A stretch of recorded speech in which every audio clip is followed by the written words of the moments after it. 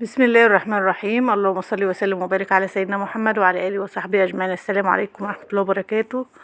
ازيكم يا حبايبي؟ عاملين ايه؟ يا رب تكونوا بألف خير وصحه وسعاده، وحشوني كتير كتير من الفيديو اللي فات. كل سنه وانتم طيبين ورمضان كريم عليكم، ونعاد عليكم بالخير والفرحه والسعاده وراحه البال، اللهم امين يا رب العالمين.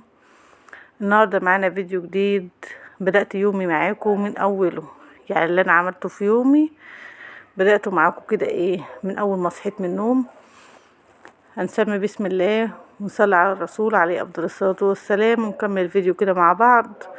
يعني مش هقول لكم كملوه كله عشان هو طويل المرة دي، بس هو كله طاقة كده وحماس ونشاط وتشجيع كده. انتوا تشجعوني وانا اشجعكم، تمام؟ صلوا على الحبيب المصطفى كده، اذكروا الله في الكومنتات، واللي محطش لايك يحط لايك يا جماعة، بالله عليكم لايك ومشاهدة اقل حاجة 5 دقايق كده عشان الفيديو يرتفع ويتشاف ويوصل لكل الناس. انا بقى طبعا يعني كان بقالي كتير قوي مش بخرج. انا كان نفسي ان انا اجيب اول ما بدأت معاكم الفيديو بدأته الفرشة بتاعت الرخامة ديت، ماشي. فانا بقالي كتير قوي عايزة ان انا اجيب له حاجة يعني للرخامة، بس بقالي كتير مش بخرج. فما صدقت ان انا خرجت من قيمة كام يوم كده، فروحت على محل المنظفات فلقيت الاستيكر او اللزق ده. يعني هما كانوا بيقولوا ده للحائط بس، فانا حبيت ان انا اجيبه للرخامه. كان فيه زي اللي كان عندي قبل كده اللي هو الفضي والذهبي، بس انا قلت اغير بقى، عشان الفضي ده انا جبته قبل كده كتير وما كانش حلو يعني. فده ما شاء الله يعني لقيته شكله حلو، ويدي اكنك شاريه رخامه جديده من اللي هي اللي انتوا عارفينها دي، اكنك عامله رخامه جديده. يعني اللي يشوفه وتحطي حتى ايدك عليه الملمس بتاعه اكنها رخامه، مش مفرش ولا اي حاجه خالص، ولا حتى لزق ولا اي حاجه. فانا بصراحه الرخامه بتاعتي يعني كتر خيرها كتر خيرها. يعني عايزه اقول لكم دي الرخامه دي بتاعت جوازي، والمطبخ ده بتاع جوازي بقاله اكتر من 20 سنه. فبصراحه يعني لسه ما انش الاوان ان احنا نغيرها يعني ونجددها. المطبخ ما شاء الله حلو، انا كنت دهناه وجميل مش وحش يعني، عشان كان معمول عموله وكده.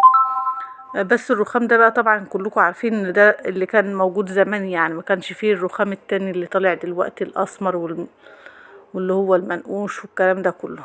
فما شاء الله بصوا بعد ما ركبتها ولزقتها وقصيت بقى الحته اللي هي في الوش ديت، الحرف ده قصيته بالمقص كده على مقاسه، وعملتها هي لوحدها زي ما شفتوا كده. يعني حاجه كده يعني روعه بجد، ناعمه وجميله، وتحسيها ان هي رخامه فعلا، مش لزقه او ستيكر او مفرش او اي حاجه كده زي ما بتسموها. لا، تحسيها ان هي فعلا رخامه جديده يعني. عايزه اقول لكم ابني لما دخل بيقول لي ايه ده وانت جبت رخامه جديده؟ اه والله العظيم. فكده بقى احسن من الاول يعني، الحمد لله يعني. هنسمي بقى بسم الله ونخش على على اللي بعد منه، الجوله التانية. يعني ده كله في يوم واحد. الفراخ بتاعتي اهي، تبصوا منظرها دي كده كان عمرها لحد اليوم اللي انا كنت مصوراه فيه. انا مصوره الفيديو ده من امبارح. كان عمرهم كده 27 يوم. بس كان بقالي انا كنت بنضف لهم تحتهم، يعني بشيل الفرشه اللي تحتهم دي يوم ويوم لا، يوم ويوم لا، كنت ماشيه على كده. بس قعدت يومين 2 ما غيرش. جيت في يوم يعني اللي انا كنت المفروض ان انا اغير فيه، كنت تعبانه او ما قدرتش ان انا اغير بصراحه، يعني مش هكدب عليكم. اللهم صل على النبي. بوريكم شكلهم وشكل الفرشة بتاعتهم قبل ما اغير واشيل. بس بصراحة مفيش ريحة خالص قسما بالله.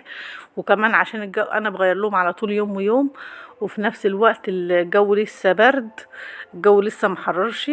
عارفين دولت لو في الحر هتلاقي من يوم واحد او من اول يوم هتلاقي فيه ريحة في الشقة في المطبخ، هيلموا طير والدبان والناموس والكلام ده. لكن مفيش الكلام ده خالص. عايزه اقول لكم هم اصلا مشجعيني ان انا لما شفتهم وكده ولقيت تربيتهم في المطبخ تحت الحوض سهله. فانا بصراحة حبيت الموضوع وقلت ان انا هكررهم تاني ان شاء الله بعد ما اخلصهم واذبحهم واخلص منهم وانضف بقى تحت الحوض وطهر ان شاء الله باذن الله. هجيب كمان حبة يعني زيهم كده كتاكيت تاني برضو مش هقطعهم، يعني هجيب على قد اكلنا وشربنا بس 15 20 مش اكتر من 20.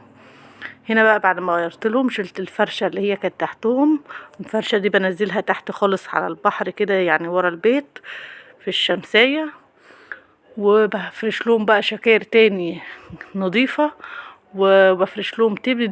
ده التبن ده مش التبن اللي انتوا عارفينه اللي هو بتاع الغلة اللي بيرشوا بيه للمواشي وكده، لا ده برضو بيرشوا بيه للمواشي، بس ده تبن بتاع الذرة يعني بتاع القش بتاع الذرة. انا جايباه من عندنا يعني من عند جامعتنا، بجيب لهم منه بيرشوا منه برضو للمواشي، يعني القش بتاع الذرة بيدرسوه كده بالدراسة دي بقى كنت عاملاه بديل السقاية، لان السقاية بتبقى واطية الطبق اللهم صل على النبي والعلبة ديت عاملاهم كده بديل السقاية، لان السقاية بتبقى واطية ومش بيعرفوا يشربوا ساعات بيدلقوها. مسكتهم صبنتهم كمان، ومسكت الصينية الألمونيا دي برضو حطيت فيها العلف هي والطبق اللي ده مسكتهم صبنتهم، لان هم برضو عايزين يعني الحاجة بتاعت العلف ديت عايزة عايزة حاجة تكون حرفها عالية في نفس الوقت برضو عشان ما يشحطروش الأكل من قدامهم، حاجة يكون الحرف بتاعها عالي. فحطيت الصواني، وكل ما باجي اغير الفرشة بصبن برضو الطبق اللي هو كان مكان المية ده، وبصبن برضو الحاجة اللي بنحط فيها الاكل. هنا بقى عايزة اقول لكم بقالي كام يوم بخلط لهم عيش مدشوش على علف. ده عيش اهو كنت منشفاه، كنت محوشاه عندي من قبل ما اجيب الفراخ بقالي حبه. بصوا بقى عشان كنت مجوعاهم، كانوا بقالهم حبه ما كلوش يعني وجعانين. الفراخ لما تجوعيها ساعتين 3 او كده وتيجي تحط لها الاكل تاكل ويبان عليها يعني. اللهم صل وسلم وبارك عليك يا حبيبي يا رسول الله عليه افضل الصلاه والسلام. صلوا على الحبيب المصطفى كده، واللي محطش لايك لحد هنا يحط لايك ويكتب تعليق حلو كده ودعوة حلوة من قلبكم. فان شاء الله يعني كمان اسبوع كده وامسكهم ادبحهم كده يعني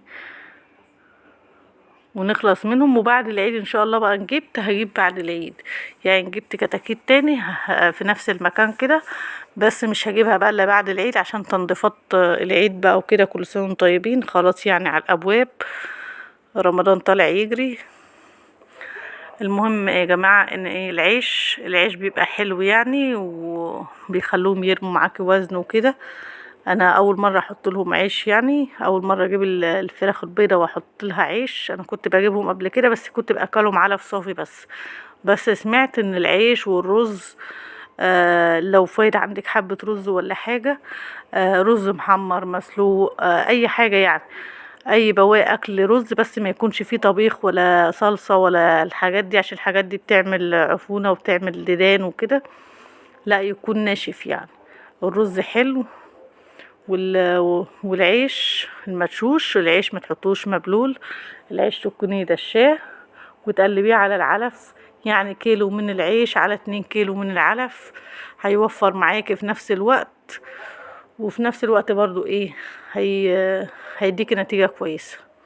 وكمان العيش اللي هو البلدي بتاع الافران اللي هو المدعم ده بيكون فيه خميرة من الخميرة اللي هي البيرة دي، فعشان العيش فيه خميرة بيجيب نتيجة حلوة في الفراخ.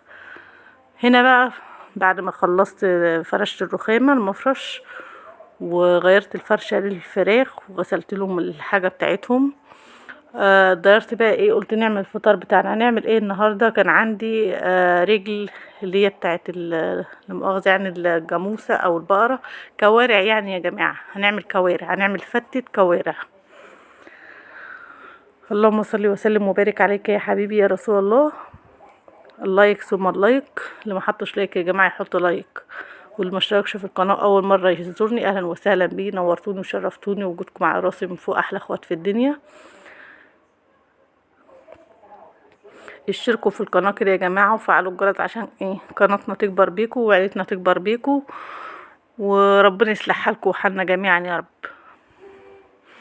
هنا بقى ايه، جبت رغيفين عيش ومسكتهم بالمقص كده، قصقصتهم كده ايه قطع صغيرة كده عشان خاطر تبقى يعني ايه اللقمة كده على قد المعلقة، ما تقطعيش حتت كبيرة، وفي نفس الوقت بيكون شكلها شيك لو في عزومة او اي حاجة او جايلك ضيوف، بيكون شكلها شيك وشكلها حلو.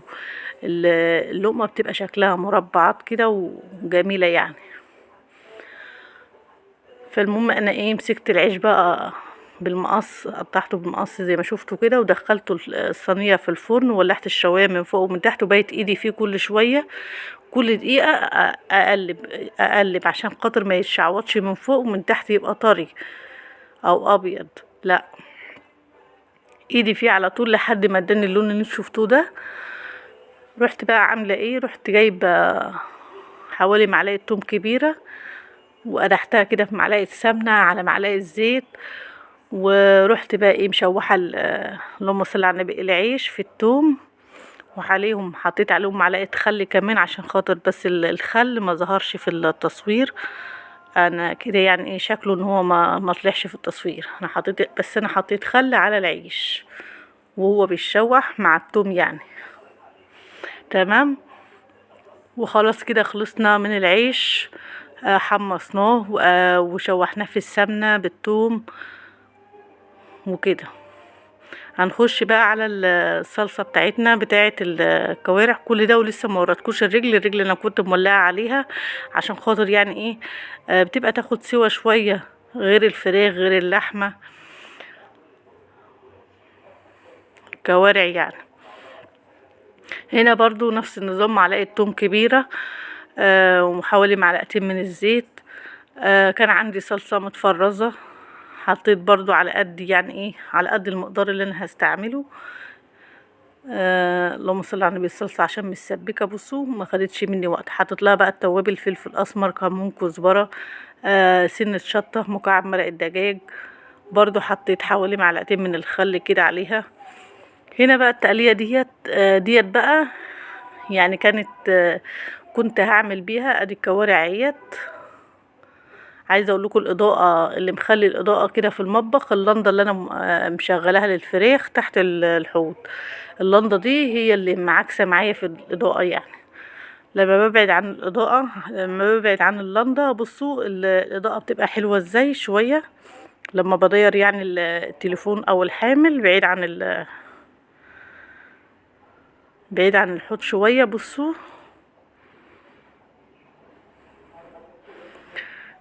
هنا بقى ايه التقليه دي، كنت جايبه ورق عنب، وكان عندي كنت هعمل طاجن، كان نفسي ان انا اعمل طاجن ورق عنب بالكوارع. كنت هاخد حتتين كده ولا حاجه ولا حته يعني اقطعها حتت صغيره كده واعملها بالثوم، اشوحها بالثومه والصلصه واعمل طاجن ورق عنب يعني في الفرن بالكوارع. بس بصراحه الوقت ما سعفنيش.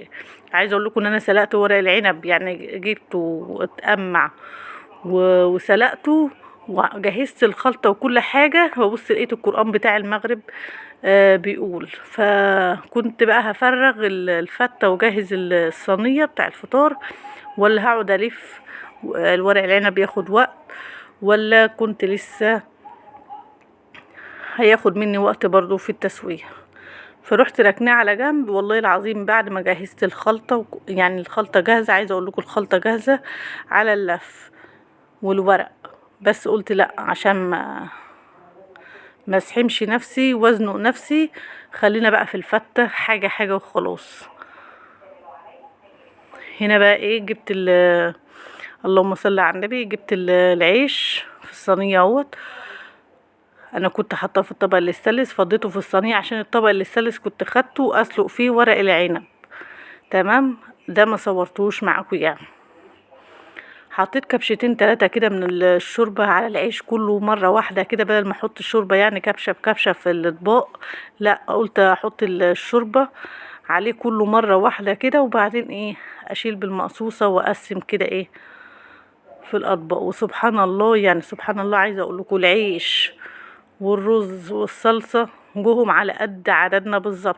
انا حبيت ان انا افرغ كل واحد، محطش في سيرفيس كبير ولا حاجة او صينية كبيرة، لا، حبيت ان انا اقسم كده كل واحد الطبق بتاعه يبقى قدامه على قده. وسبحان الله ربنا كان مسويها من عنده.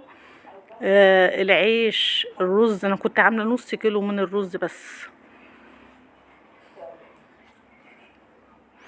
عايزه اقول لكم العيش كان طعمه تحفه وشكله، بصوا شكله عامل ازاي، شكله يعني ايه، حاجه كده تجوع. صلوا على الحبيب المصطفى كده واذكروا الله، لا اله الا الله سيدنا محمد رسول الله. بصوا الرز بقى وجماله، مش عايزه اقول لكم. الرز قسما بالله كان مفلفل ولونه وشكله تحفه تحفه. هي الاكله كلها على بعضها يعني ما شاء الله بألف هنا وشفا لكل اللي كل. كانت جميله وقلت استكفيت بكده، قلت حلو ورضا. عايزه اقول لكم ان ما يعني كل واحد اللي كل نص الطبق بتاعه وساب نصه، سبتهم لهم والله بعد الفطار. قلت اللي يجوع ياكل منهم تاني، عايزاهم يخلصوا عليهم يعني. هنا بقى في المقطع ده صورته بتليفون زيزو، لان ده عصير مانجا. عملت عصير، طلعت كيس مانجا وعملته عصير في الكبة. التليفون بتاعي كان فصل شحن خالص، وتعالى بقى اصور يا تليفون عشان اختم اللقطة الاخيرة او الشكل النهائي. التليفون مستحيل ان هو يصور. مين اللي هينجدني؟ الكابتن زيزو هو اللي جه صور لي بتليفونه، وبعد ما صور لي راح بعتهم لي بقى ايه، راح بعت لي اللقطة دي.